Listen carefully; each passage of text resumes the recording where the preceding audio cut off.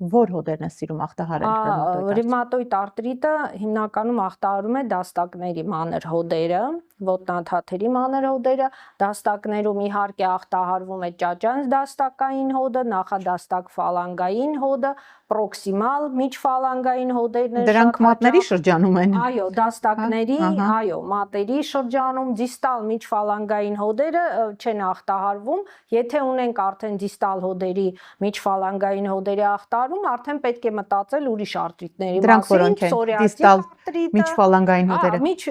Սա պրոքսիմալն է, սա դիստալ միջֆալանգային հոդերն են, ճաճանց դաստակը եւ նախադաստակ ֆալանգային հոդերը։ Դրանք են հիմնականում ախտահարվում ռևմատոիդ արտրիտի ժամանակ։ Եթե ունենք դիստալ միջֆալանգային հոդերի ախտահարում, արդեն մտածում ենք օստեոարտրիտի մասին, պսորիատիկ արտրիտի մասին, նույնպես մեր աուտոբորբոքային արտրիտներն են։